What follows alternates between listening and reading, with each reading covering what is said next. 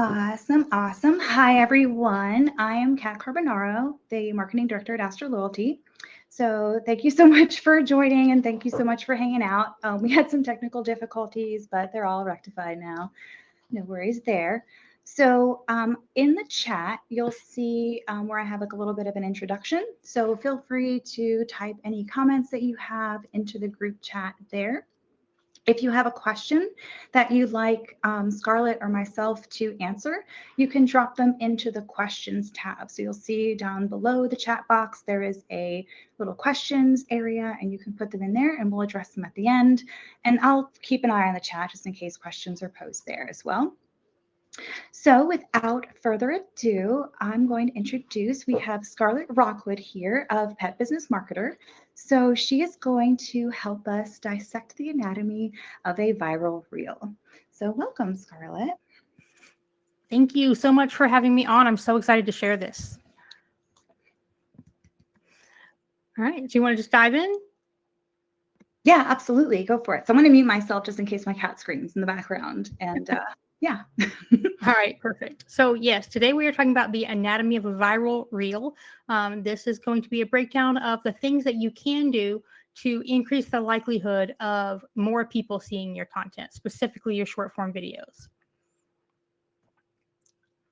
So I am Skarlet Rockwood. I'm the founder and CEO of Pet Business Marketer.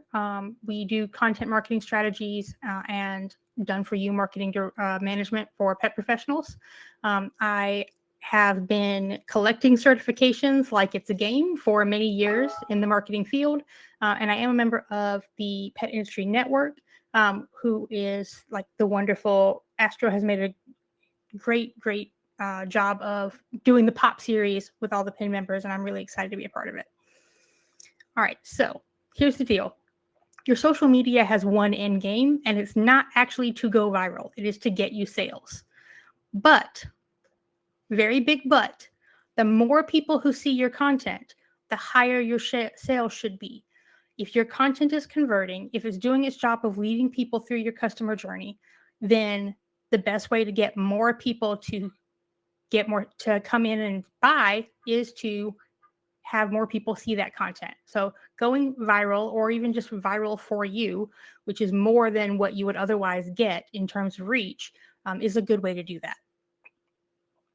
So we're going to go through this viral reel checklist today.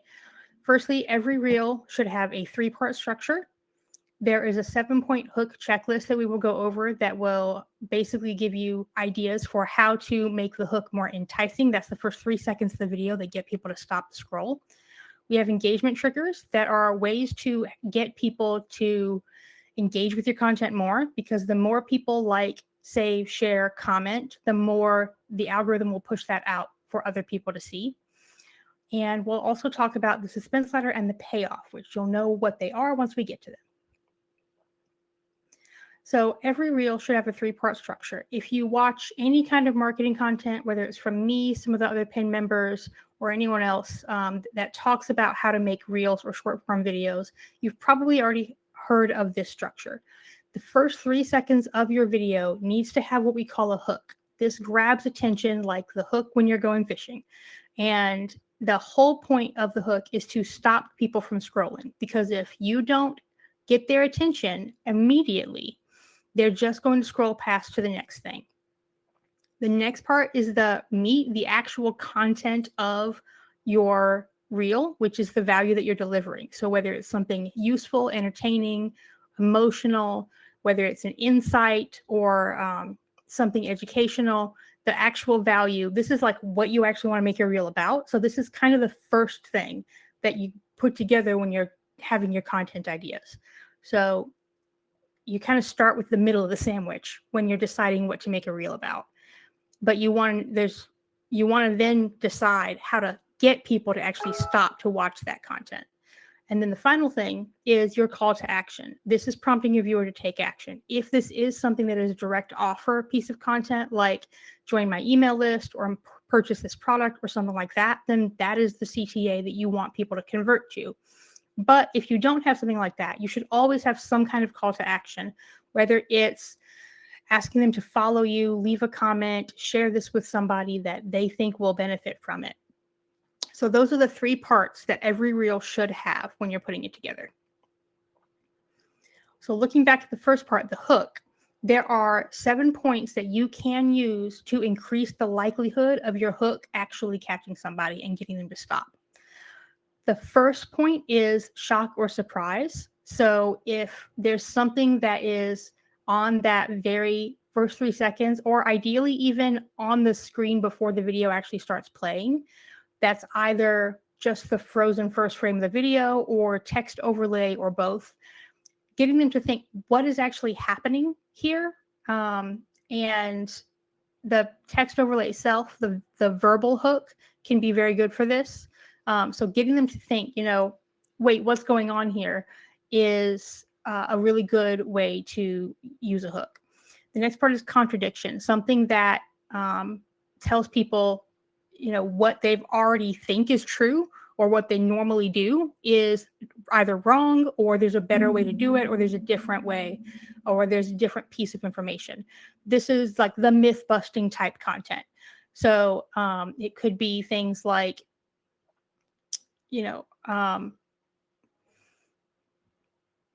everything you've been taught about your dog's health is wrong, might be one of the visual, like the verbal hook that's written as a text overlay on that kind of hook.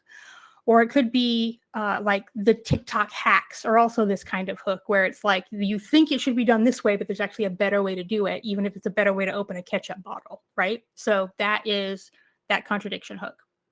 The next type that you can use is a curiosity gap. So this is something where this is the kind, this and the shock are the two that kind of where most clickbait falls. And we obviously want to avoid reaching into the clickbait zone, but it's where like you aren't necessarily telling them what it is. You're building that curiosity. So it's the type of thing where that thought is unfinished, but it's enough to make them, the important part there is we need to make them want to finish the thought. If they don't care enough about what the second half of that sentence is, then it's not a strong enough curiosity gap to be a hook. The next is a problem or solution. So this is very much just, what's your problem? It calls out who the person is, what their problem is or what they're doing wrong, and what the solution is. So that is something that you want to do in the first 3 seconds. One that is really easy for me to think of that pops up on my feed all the time is like how to do your hair, like these little 15-30-second videos. And it's like, are you someone who likes to tuck your hair behind your ear? Well, stop doing it like this and start doing it like this. And then they show you like a different way to do it. And that's are you someone who wants to tuck your hair, who always tucks your hair behind your ear, is the hook. And then relatable moments. So this is where you are sharing something that the audience is, most likely. Think about who your ideal target audience is. Not all pet owners, not all dog moms, specifically who your ideal client is. What is the relatable thing that they are going to most likely have experienced? And something where you can either share a story or give encouragement or something like that. The type of content like this that pops up on my feed the most, because of the type of content I interact with, is ADHD content. Because I always see videos of like, when you try to leave and it's just a person trying to leave their house and coming back in the door 6 times to pick up their keys and then their wallet and then their phone, like that's that relatable moment that is a hook that you can use. Another one is an unusual visual, so an eye-catching or pattern-breaking imagery. This is something that feels unnatural, that is going to make someone, and this kind of also ties back to the shock and surprise hook. These are not all separate things, by the way. You can use one of these, you can use 2 or 3 of these, you can incorporate all of these. But these are all elements that are found in a good hook. So the unusual visual is something like, maybe it's like putting ketchup on a cake as like the first frame of a video. Obviously that makes no sense. I have not thought it through well enough to know what that video is going to be about, but that's going to hook a lot of people because they're going to be like, what is happening here? Why are you doing that? That is unusual. It could be someone who is riding a bike in a ghillie suit, or like maybe a dog who's doing a handstand, or just something that is not something they would see every day. And a lot of times kind of feels unhinged. Like, why would anyone even do that? That's a really good, unusual visual. And then a bold claim. So anything that is something that is a solution that you get for people. If, for someone who, what we do is help people make more money. This made me 10,000 in 2 days is a really, really bold claim. If it's something like dog training, it might be, a really strong solution that you've gotten for a client. The best way to do these is to lean on your superlatives. I forget the word for it. Your highest results, not your average. So your average result of, train your dog to sit in a month, maybe. I don't know. That's probably way too long for any decent trainer. Like, it's probably more like an hour. But a month is not, or even a week is not the bold claim. The hour is the bold claim. Train your dog to stop jumping on people in 3 days is a bold claim, or whatever that may be. So anything like that is going to also hook people in, because it's something where they're like, I want to know how you did that and how I can do it too. So each hook, anytime you're designing a hook, the whole point is to interrupt the scroll and to make people feel the need to watch more. Now, the hook is only the first part. It's the first 3 seconds of the video, and it's kind of your job for the rest of that video, whether it's 7 seconds or 3 minutes, to keep them watching every 3 seconds. They have to keep going, or if there's a point in the middle where they lose interest, they're not going to see the end. So moving on from the hooks, we have the engagement triggers. These are the things that are going to get people to like, comment, share, save, things like that. So really good ones that are very simple are just implied calls to action. These are things that just prompt reactions subtly without necessarily being the big end game call to action that's at the end of your video. Maybe even right after the hook, you're like, I'm going to teach you how to train your dog to stop jumping on people. And if you know someone whose dog jumps on people, tag them so that they can see this too. So that is something that you can do. You can also say things like somewhere towards either right after the hook is a good place to put it, or some people put it at the end of the video or after the payoff. There are saying, this is who I am. This is the type of content I make. If you found this helpful and you want more, follow me. So just these kind of calls to action, just ask for it. It doesn't have to be a sale that you're asking for. Relatable pain points are things that naturally lead to comments. So it's not even you asking for them to engage. It's you saying something that's going to make somebody say, yes, I have that problem too. Oh my gosh, this is something that I have always had to deal with. Or even just there's so many people who will be like, that's not a problem for me. People will leave a comment like that. It's hilarious. But the more you talk about relatable things that your ideal client is going through, the more it's going to naturally lead to those conversations and comments. And then for me, the most obvious one is just having an active conversation. Pretend that instead of a reel, this is a text message. And you're expecting them to reply, right? Or this is an email. You're expecting them to reply. So you want to ask the audience questions just as if they popped into your head, as if you're having a conversation.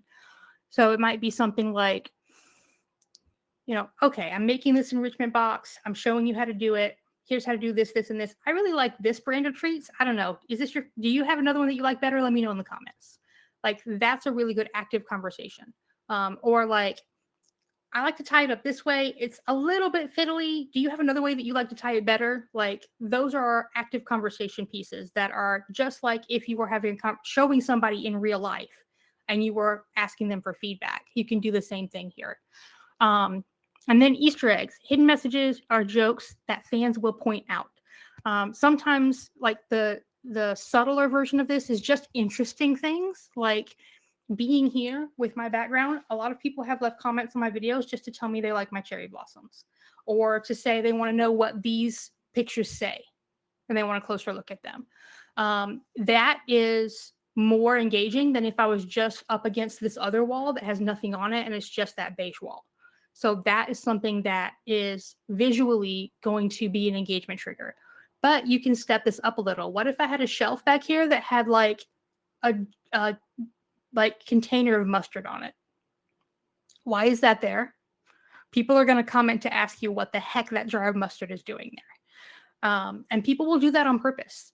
So that is something that a lot of people will use as engagement triggers to start that conversation as Easter eggs.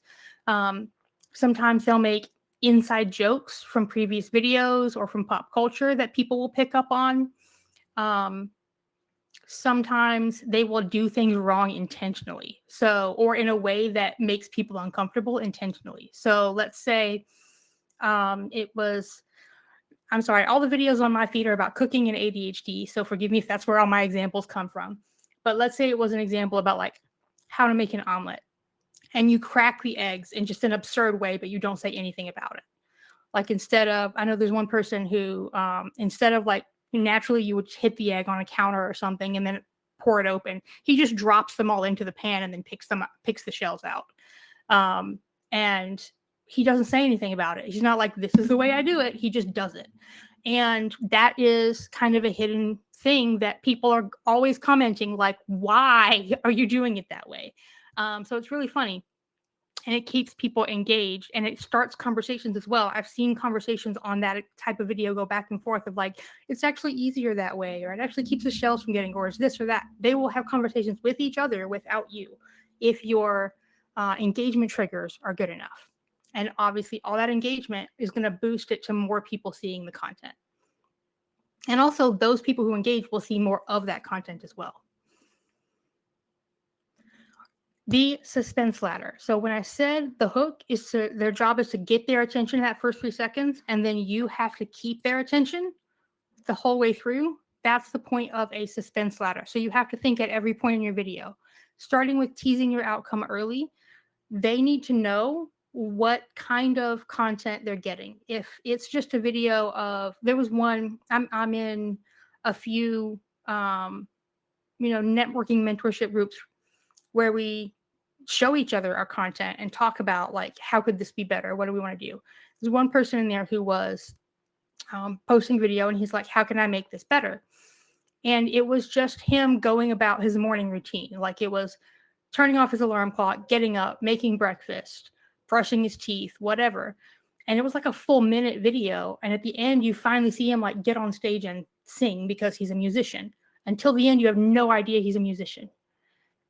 And I'm like, okay, so because the way this video started, I thought this was going to be a cooking video. And then after like 5 seconds, I was done. I would have scrolled because I was confused about what the video was supposed to be about. Because you were cooking and then you were taking a shower and then you were putting on your shoes. And now I don't know why I'm watching this video. I want to know at the very beginning of the video what the payoff is going to be, or at least what payoff I should want or expect. It doesn't necessarily have to be that payoff. It can be a twist, but I need to know why I want to watch this video. Like if I was watching a video about, how to, let's go back to like how to make some special kind of omelet or whatever.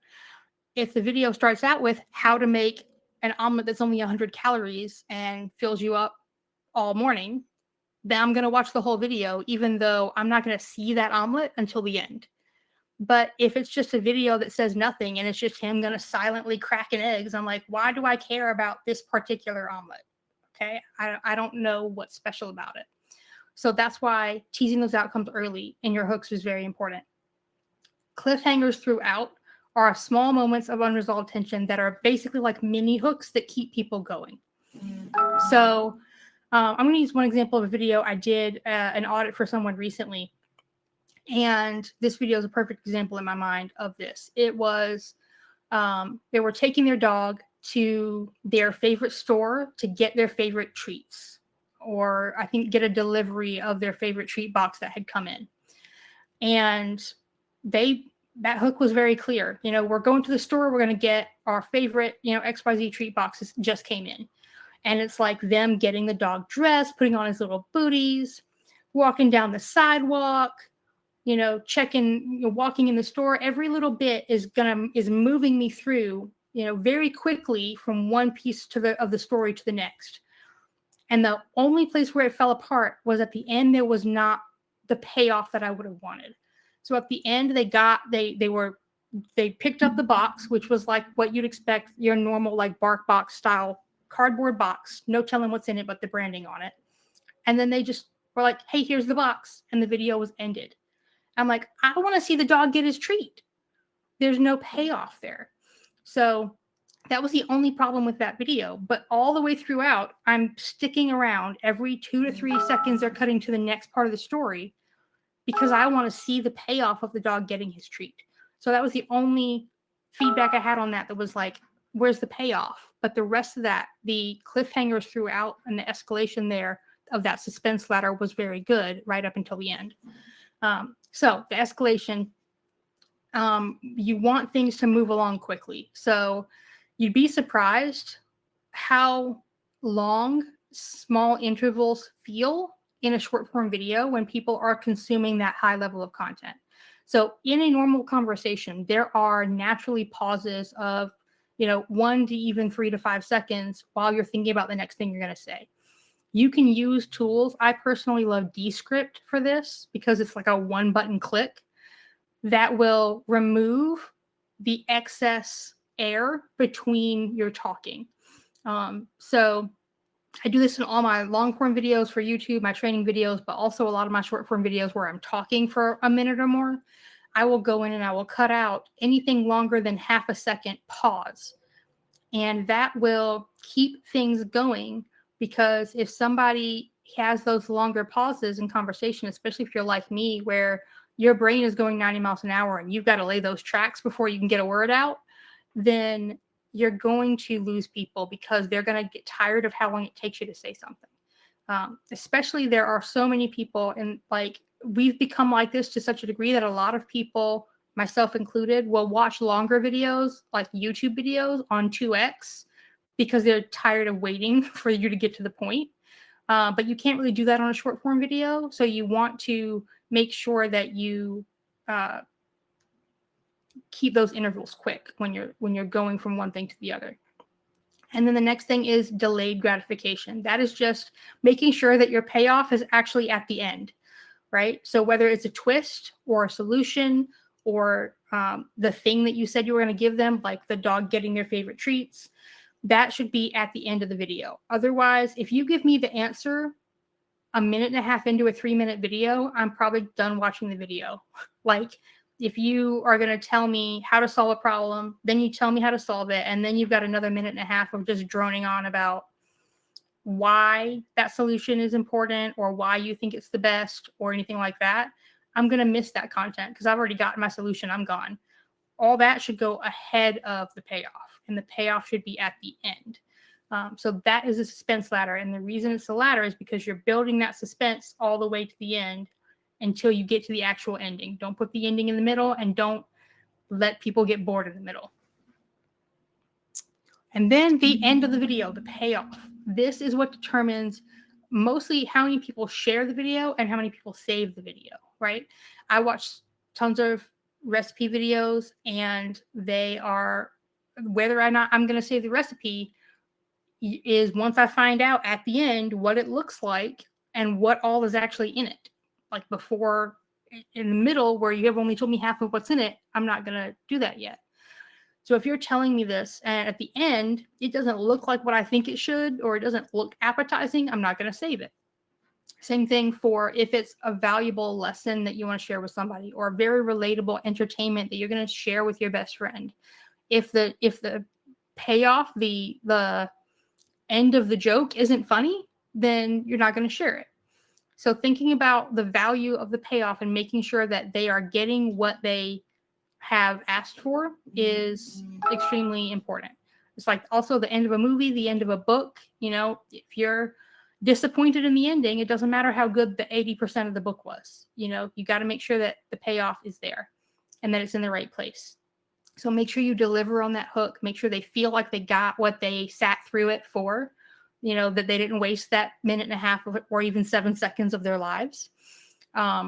evoke emotion. So make sure that you are delivering on either humor, insight, surprise, happiness, comfort, reassurance, something that is going to actually deliver on an emotion for them. And that can be insight. So educational content does still count for that. Including a twist or revealing something or an unexpected angle at the conclusion can be really nice. So, for example, I felt like that video with the dog and the treats didn't really have a good payoff because there was no reveal, right? I never saw the treats. I never saw the dog enjoying the treats. I feel like he went for his walk and he didn't get his treats and he didn't get his payoff. So all of that is something that the reveal can help. But a twist could have been maybe the treats weren't in yet, so he got a cupcake instead.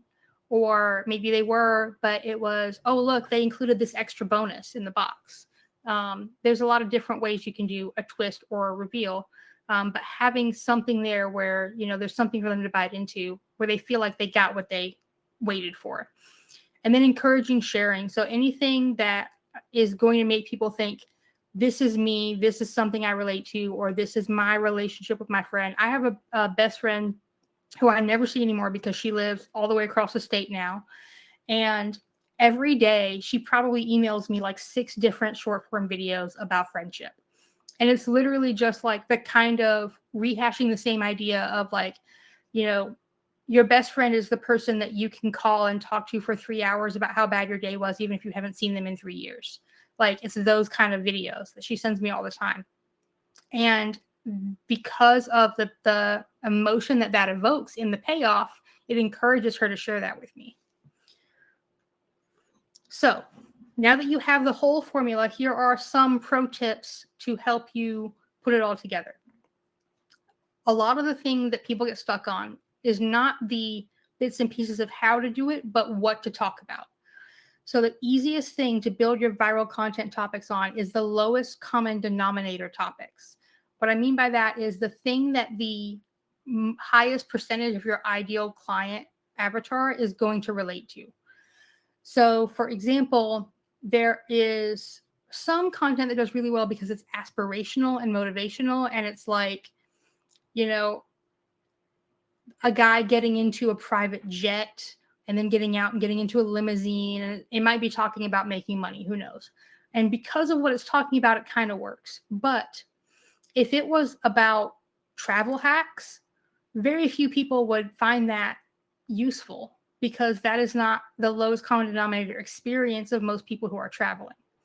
But if it was a video of me going through the process of taking a flight and talking about how, and walking through the actual airport, talking about how to find your terminal, talking about how to get access to lounges, the best places to eat in certain airports.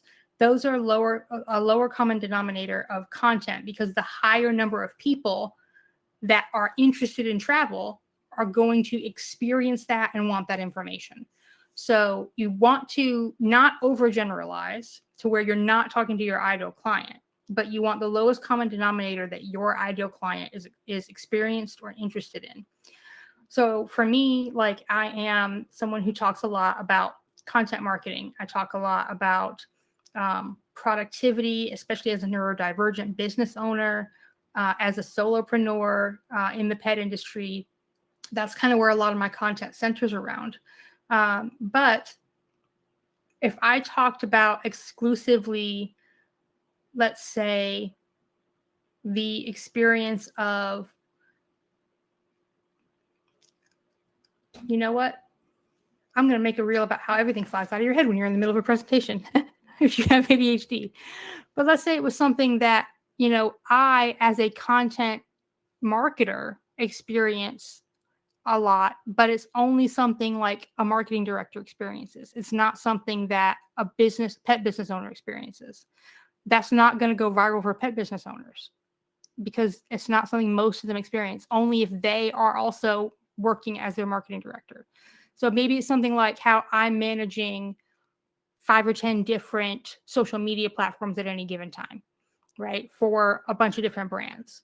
That might be something that I would share because it's relevant to me and people understanding my authority and expertise, and it's showing like it's a lifestyle experience, but it's also showing authority that I am managing more than one brand, etc., because that's what I do. But it's not going to go viral in terms of being a common denominator of most of my clients, because they might be managing multiple channels, but they're not necessarily managing multiple brands. They just have their one brand to focus on. So they're not going to relate to it. They might look at it as an authority piece, but they're not going to say that's me. So thinking about lowest common denominators, things like, the experience of the average dog mom in your community. Maybe it's a dog park that a lot of your clients might go to that has this great piece of art or furniture that you like, or this problem that you don't like. That's going to be more relatable to them than if it's something that is, only something that you would experience if you had 5 dogs with you, because not everybody has 5 dogs. So think about the lowest common denominators. And you can also talk about things that are part of you and your brand's personality that your ideal client will relate to, that are not necessarily what your company is about, if you sprinkle it in with the things that are so relevant to what they are caring about for your company. So for example, I talk about coffee a lot. Coffee has nothing to do with making sales or marketing your business, but it is a part of the life experience of a business owner who wants to be productive quite often, right? We get up in the morning, we got to have that first cup of coffee so we can get started on our day. So that's something that is a common denominator among a lot of people, that, I have a million things on my to-do list, but first coffee.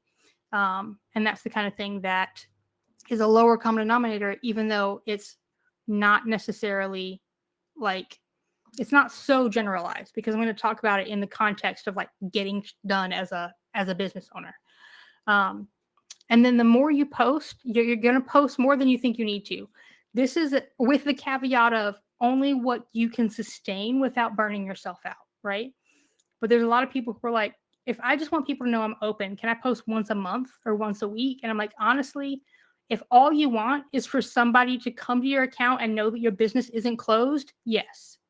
But if you want to actually reach people, and if you want to get sales and get leads and emails and conversions from your marketing, you need to post more, because every single post that you make is an opportunity for someone to move into your customer journey and become a client. So Grant Cardone, who's a very big name in marketing, he's a billionaire who's gone on reality TV shows. He has basically, he calls it the 10X method principle. Whatever you want to do in life, this is not just marketing related. Basically, his mindset is it's going to take 10 times more effort than you think it is. And it isn't really, but if you plan for 10 times more effort than you think you should do, then that 2 or 3 times extra effort that you actually make is going to make a difference, right? So if you think you're going to post once a month and you want to actually start getting conversions and value from your social media that's beyond just brand awareness and presence, post 10 times a month. If you think you're going to post once a week, post 10 times a week. That's something that, if your goal is to increase your likelihood of going viral and your conversions, and you're willing to put extra effort into it, it is going to help. But big caveat, only do what you can do sustainably. It is not worth burning yourself out trying to post 10 times a day, because that is not the only way to get results. If 3 times a week is what you can do, then that's what you can do, and that's fine. Next, don't create, document. There are so many opportunities in your day to get a piece of content and created while you're doing something else. You don't have to sit and plan every single thing meticulously in the content creation stage of filming, right? So all the formulas that we just worked through, that's in the editing and finishing stage, right? You can think about the hook later. You can think about, how you want to write the caption later. But if you're just needing to get a story out so you can show people what you're doing when you're in the middle of a dog walk, you can just pull out your camera and just say, hey guys, I'm walking Fluffy right now. And I've obviously stopped for a second because he's on a safari. So I've got my attention where it needs to be when we're actually walking. But I just wanted to stop in and let you guys know about XYZ thing that we are doing this week only. And I want to make sure that you don't miss out. So make sure that you comment trigger word and we will get you the information for it. Done. All right. So that could be a story. That could be something you put together as a reel later. You can also do this with just like random thoughts that pop into your head. Some of the reels that have performed the best for me have been things that like I just filmed while I was sitting on a couch, or I was in a car on the way, a passenger going somewhere. And the thought just popped into my head. And then I just recorded it real quick before it flew out again. Because if you're like me, ADHD, then it's not going to stay in your head for very long. You're going to end up having to write it down or it's going to fly away. Why not? If you have the capacity and your phone is right there, instead of writing it down, go ahead and record it. And that will give you some content. And then also, this is really good for B-roll as well. So B-roll is when you're making the video and it's not just you talking to the camera, right? It's not got anything to do with what you're saying. It may be, for me, a lot of my reels are text on the screen or a voiceover, but the actual video is me working on my computer or playing with my rabbit or having a coffee. These are B-roll reels. And filming B-roll can be done basically at any point in your day, anytime you're doing something. So it could be you on the computer. It could be you making your dog's breakfast. It could putting together a busy box, going to pick up a client for a walk, anything like that. You can document as a video later, and it doesn't matter what the audio is or what's going on there. You can use that video as B-reel later for a reel that you're creating. And then the biggest one is to let go of being perfect, right? That's the hardest thing for all of us, I think, is that we take forever to try and perfect every little thing and check off every little box and make sure that everything is to the highest standard, like A+ cinematic movie. And we never get it out. We work on the same reel for a month and then we don't post it because it's not good enough. Done is better than perfect. And if you let go of being perfect and you're willing to be authentic and natural, you can get 30 reels out in the amount of time it would normally take you to make one. Because you can just get it done and know that authenticity is actually performing better right now anyway. People want to feel like they are in your living room. They want to feel like they are getting to know you. They want to see what it's like to work with you or to come into your store or what their dog's day is going to be like at your daycare. None of that is cinematically perfect. It's realistic and authentic. So not only is it not necessary, it's actually better not to be overly perfect. So let yourself go on that a little bit. And then this last one is kind of new. I love it. It has worked really well for a lot of things I've tried so far. It's called trial reels. And these are only showed to people who don't follow you. And the reason this is working really well for people is a lot of people have either a really small audience or an audience that they've had for a while that is disengaged, that they're struggling. They feel like they have maybe 1,000 followers, but they never even get but like 1 or 2 likes and no comments because people aren't engaging with them. The problem is normally with a normal reel, it shows your reel to a small set of your followers first. And if your followers like it and engage with it and watch it, it will then show it to more people. So your followers become the testing ground. And if your followers are either non-existent because you have a very small audience, or they are not engaging with you, and for some reason they've just disengaged, they're not the right audience, or something is wrong where they're not engaging with your content, then them not engaging is hurting your ability for anyone else to see that content. So by turning on the trial reels, which is right here, this is like when you've made a reel, you get to a point where you got all the settings, you scroll down, you click trial on. This is going to show it only to people who don't follow you, who Instagram has decided is going to be interested in this content. So Instagram is deciding who your audience is for you based on your content, how well you have explained what the content is about in your caption, what hashtags you're using. It's going to go through all of that. It even knows how to watch the video at this point with AI and figure out what the post is about and who it's for. And it will decide who to show it to. And by doing this, a lot of people are finding that their reels are going viral more often because the initial set of people who are seeing it is not that old disengaged audience.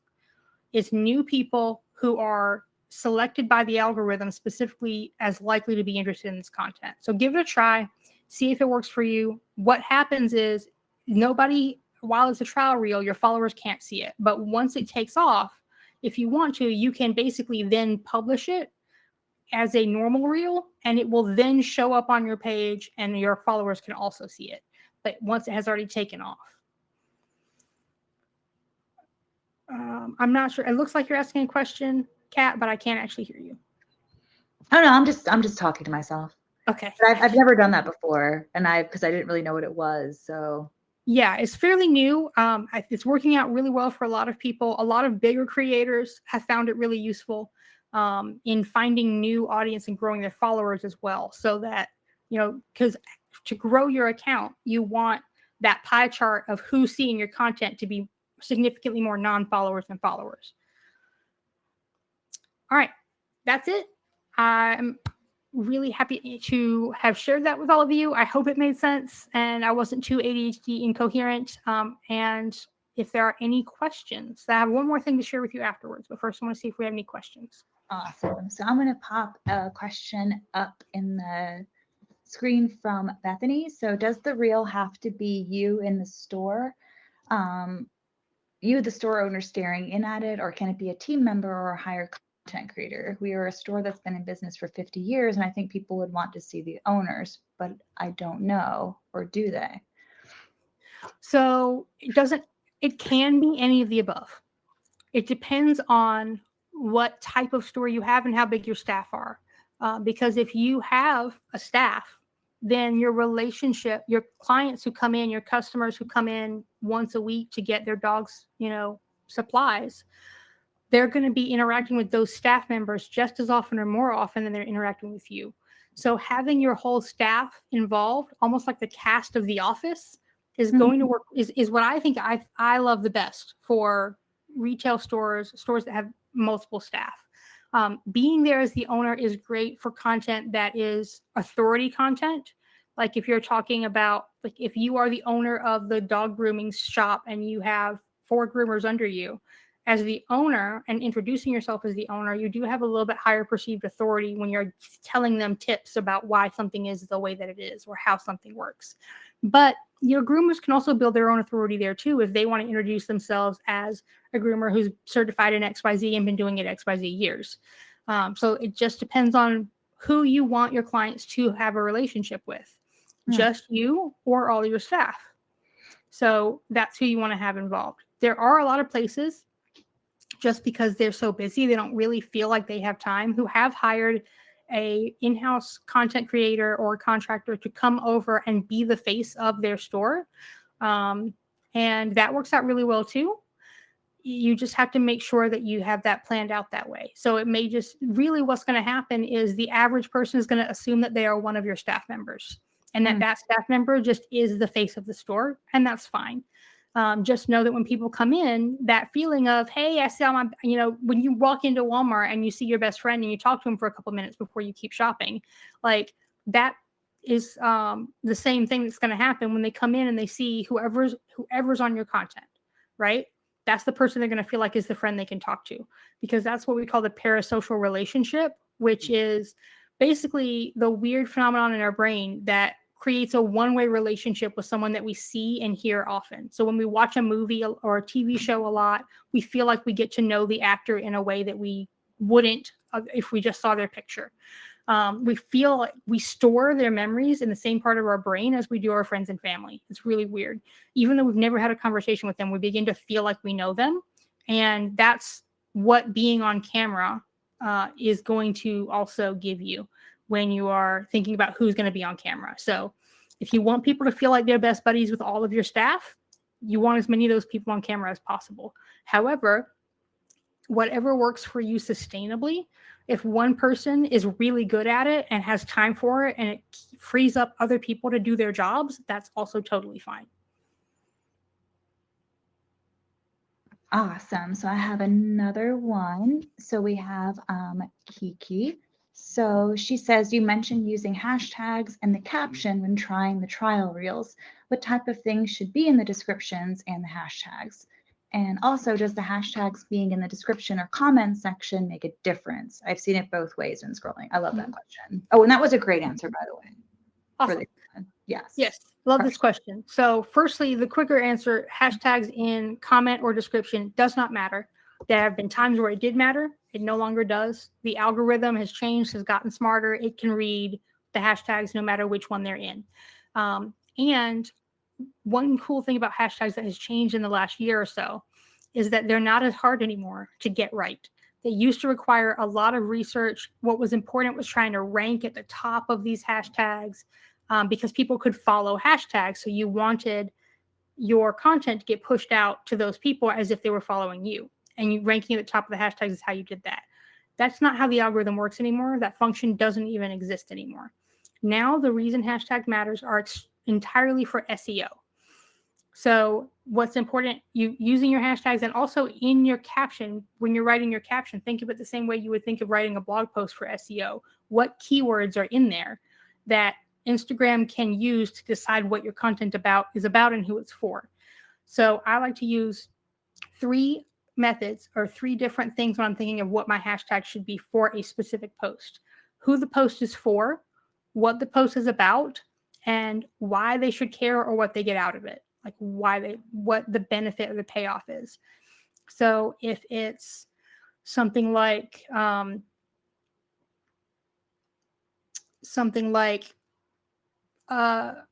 coming to pick up a dog for daycare, and maybe it's like one of those videos where like you've got a van and you're like picking all the dogs up for daycare in the morning, like it's the party bus.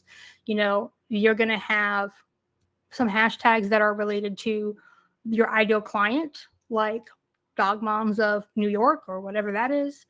Some hashtags that are related to what the post is about. So your dog daycare, dog daycare, dog transport, things like that. And then what the benefit is. It could be something like, hashtag happy dog, hashtag pets or family, hashtag peace of mind, things like that. And the reason for that is that those are the 3 factors that are best at determining for Instagram who the post should be shown to, right? So who it's for, what it's about, and what is the benefit of it. It doesn't necessarily, you don't have to sit there and spend 20 minutes making a list of all 3 categories every time. Those are the 3 categories to pull from. I recommend having a bank and then just pulling up to 30 hashtags. You can do 3 from each category. You can do 10 from each category. You can do just 10 from one category. That's fine too. But having that bank is really helpful. And just the most important part is to make sure not to include a hashtag that isn't actually relevant to the post. So if you have a grooming store or you have a pet store and you do grooming at the same time, and you're posting about a dog harness that you just got in, don't use grooming hashtags just because you use the same hashtags for every post, right? Because the post isn't about grooming.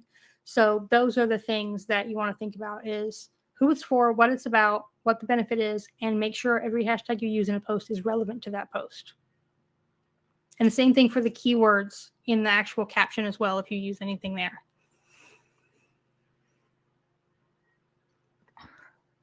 Awesome.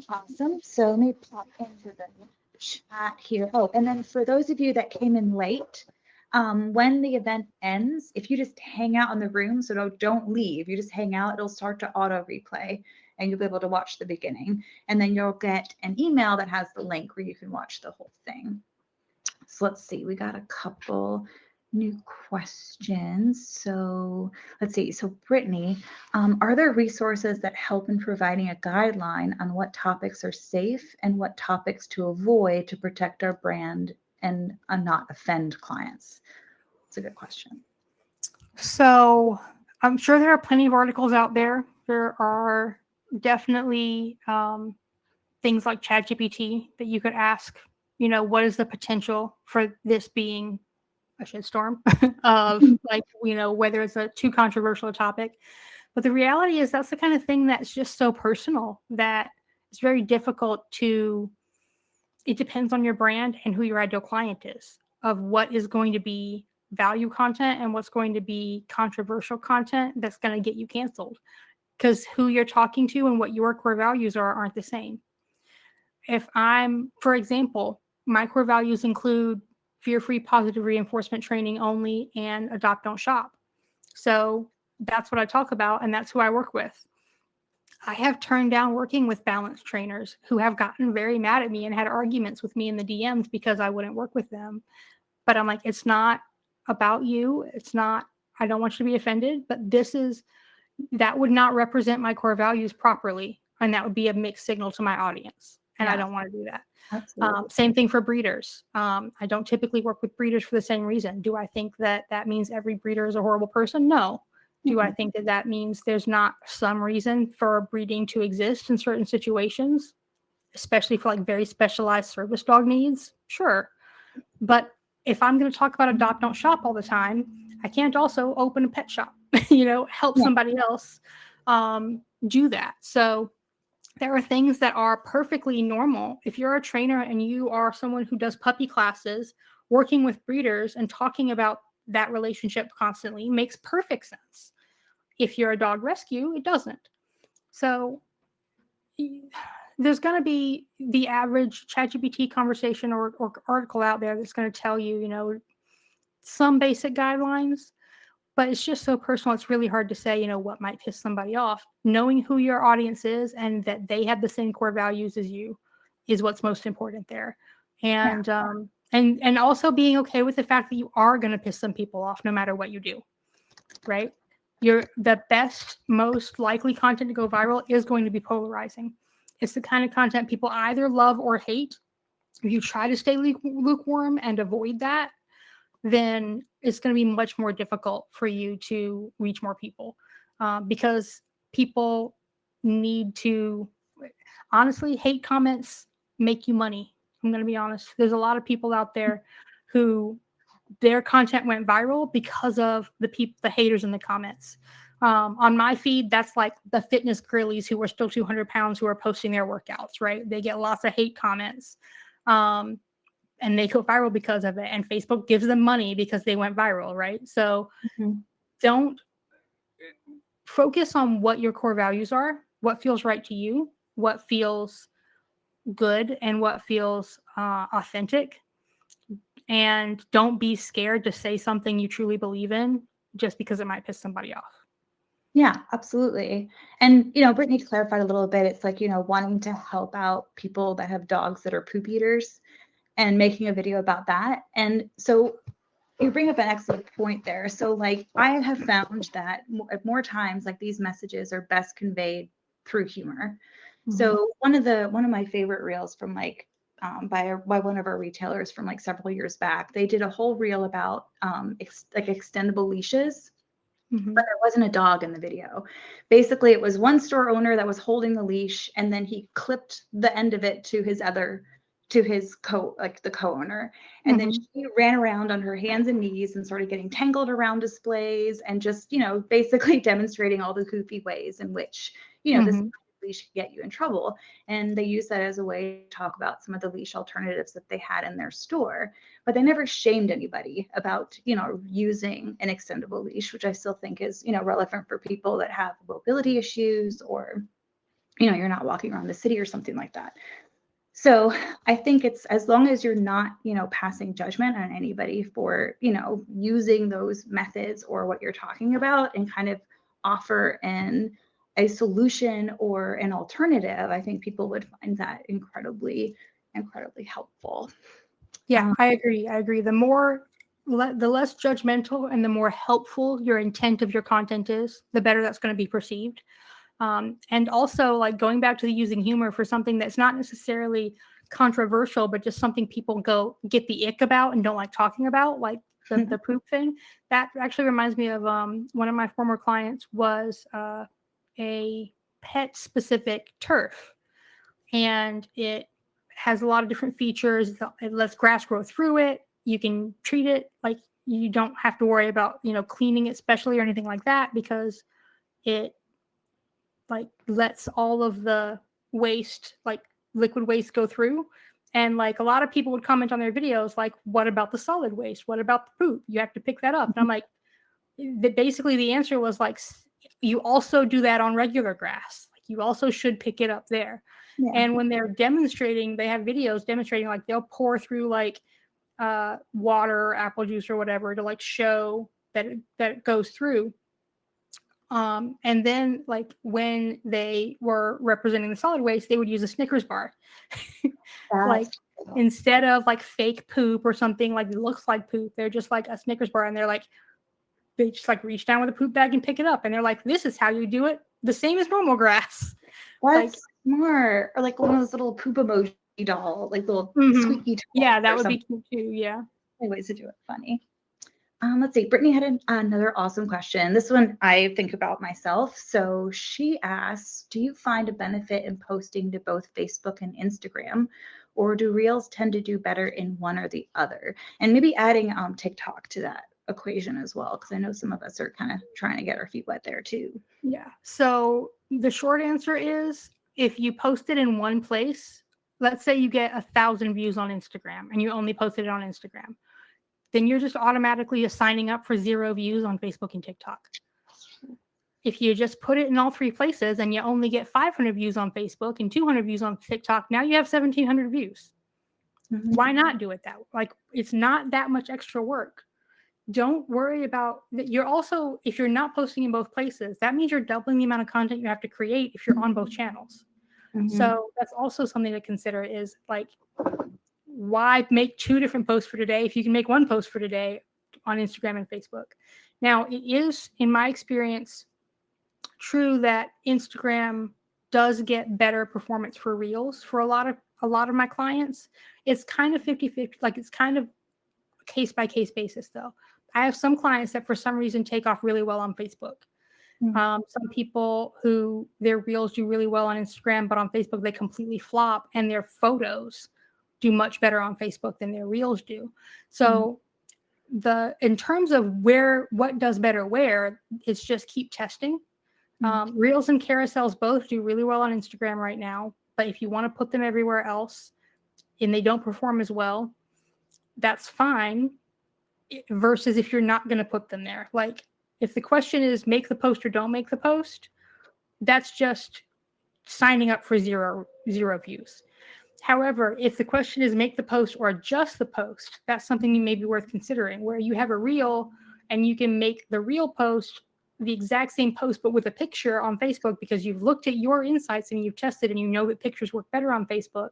That is something that I would do, is if you're going to make the exact same post, but just change the creative to match Facebook better. I would also consider a native language when you're cross-posting for anything that you do, to stop people from subtly and subconsciously disengaging. So what that means is, if you're posting on Instagram, it's perfectly natural to have your caption and then plop 30 hashtags at the end of it. People are okay. They're used to that. That's how Instagram works. If you see that on Facebook, you may or may not even notice yourself doing it, but subconsciously, most people will not engage as much with that content because their mind is like, oh, this is just a cross post from Instagram. This isn't real. This is not really here on Facebook. This is an Instagram post. And for some reason, I'm not going to engage with it now. Your brain just like shuts off of like looking at it, like you didn't make the effort to say it in the language of the platform. So your brain doesn't process it as well. I have no idea why it works this way. People don't do it on purpose or realize they're doing it. But using native language for the platform is important. So for me, what that means is, when I'm on Instagram, I use hashtags. When I'm on Facebook, I don't. I can use the exact same caption, but remove the hashtags, and the exact same picture or video. And then the same thing for like links. This also is really frustrating for people on Instagram, is that clickable links don't work in captions, but a lot of people don't realize that, or they just cross post everywhere. So you might post on Facebook, LinkedIn, and Instagram, or Facebook, Twitter, and Instagram, or whatever, X, and post the link to something, and everywhere else it's clickable, but on Instagram it's not clickable and they can't access it. If they're on a computer, they can copy paste it, but if they're on a phone, they can't even do that. They would only be able to access that link by manually typing it in letter by letter. So changing it to something like link in bio or comment a trigger word and I will DM you the link or something like that is native language for Instagram, and it's much more of a better experience. So I would focus more not necessarily on only tailoring, like only making a whole different set of content for every different platform. I would focus on what is your primary platform for short form content. For me, I always find Instagram is the best place to start. Most of my clients in the pet industry, that's the best strategy, is to tailor pretty much all their content initially for Instagram and then look at all the other platforms that they're on and then decide, what do I need to adjust to make this native language? It may still be a reel. You may switch it to a picture. You may take the hashtags off, whatever that may be. On TikTok, it's pretty much exactly the same. Some people say use less hashtags, so more like 3 to 9 instead of 30. But otherwise, yeah. I personally post all my reels to both Facebook and Instagram because I would rather have 20 views than 0 on the Facebook post if it doesn't perform as well as it does on Instagram. That's awesome. So I started having issues. So I used to like build out my reels directly on Instagram using their editor, on TikTok using their editor. I don't know if it's just where I live, but it would, when I'm trying to post it, sometimes it would glitch up or be weird and I would just lose the entire thing and lose my mind subsequently. So I started using Canva for everything. Like I will build out the video in its entirety on their software and then I'll just, export it and upload it, onto whatever platform. And now that they've made it so that you can like resize a video within the same project, it just makes it so much easier. And granted, I've skipped that part in the past too. I'll just post the same dimensions in, whatnot. But it is nice that it's available. Let's see if there's any more. So if anyone have any additional questions, and if not, we can continue to the final bit. Okay. And to that same point with the editing, I agree. I don't use the in-app editor either, partially because it's glitchy, partially because that means I have to edit on my phone, and that's really hard to batch.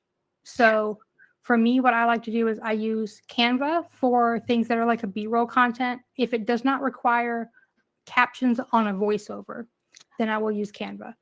If it does, I will also use Descript, which is very good at determining what your captions should be. So you don't have to, like on Canva, you have to either use, there are some apps now that they add to it that will let you do captions, but I used to have to go in and like literally type out a sentence at a time and split the video and sentence at a time to get captions.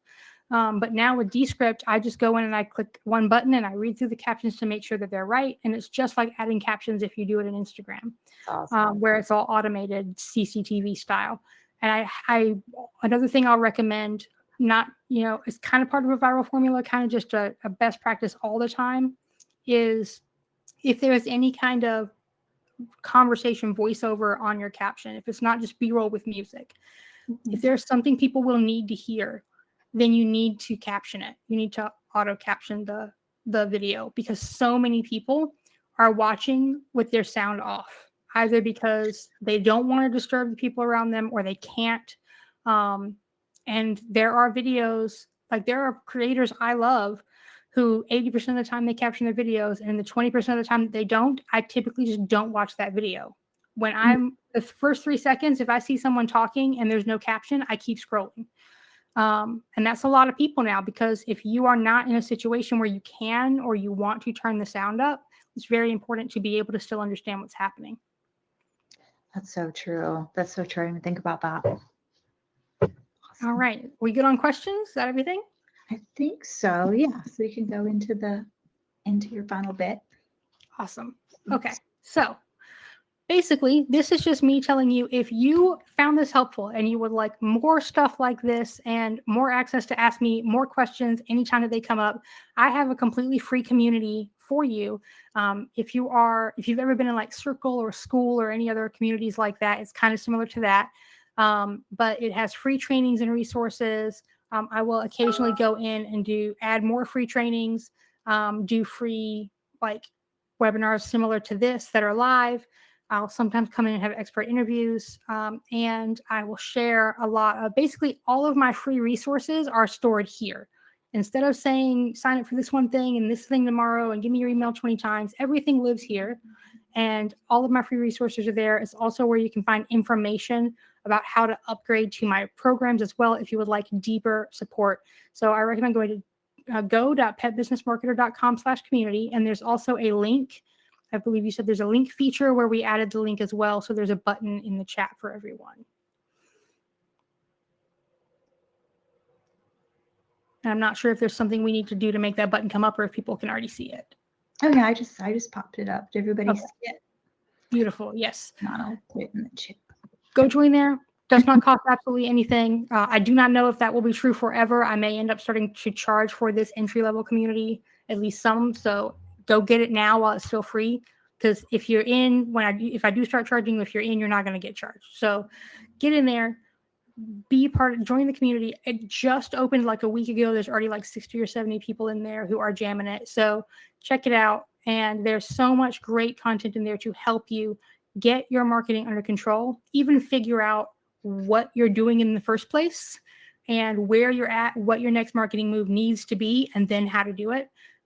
Depending on what program level you're at, there's also things like free templates, resources, playbooks, meetings with me and things like that to have that support. So I really, really want to see you all in there. And that's it. So more important than anything, actually take action on what you learned today. If you took notes or if you need to watch again to take notes, take that action, make connections in the community, and let's go fetch some results. Awesome. That was so good. That was so helpful. I love this. So if anybody wants to rewatch this or watch anything part of the beginning that you missed, once I hit end, just stay here. Just stay on this page and it'll start replaying for you. It may take about a minute or so.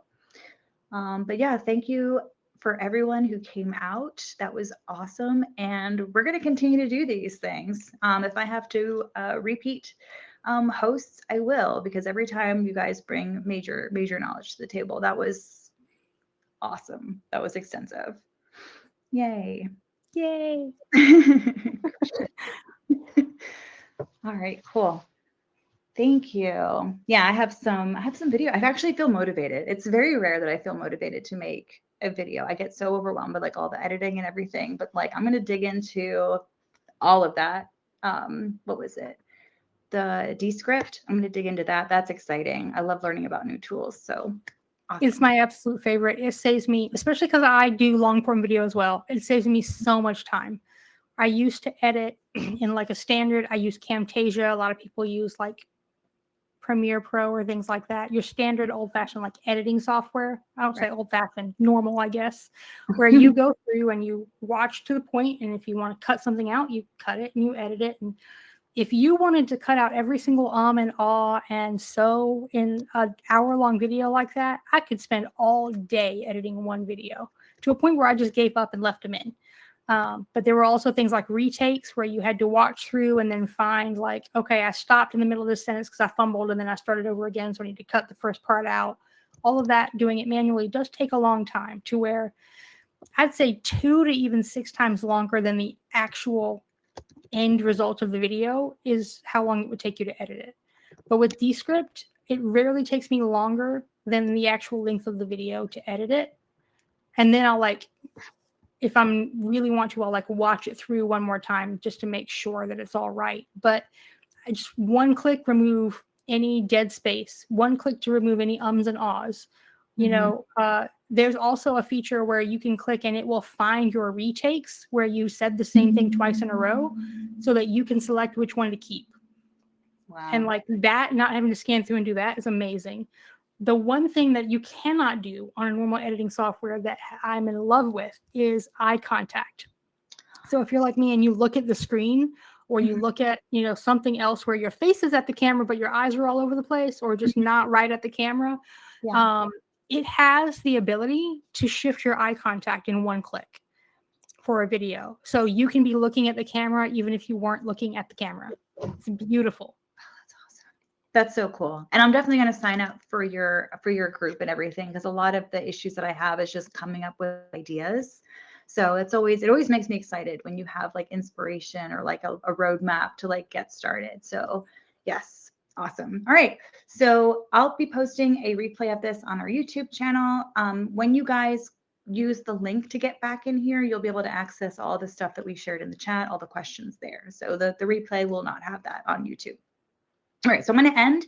So everybody stay if you want to watch the beginning. And thank you. And have a glorious Tuesday. Bye.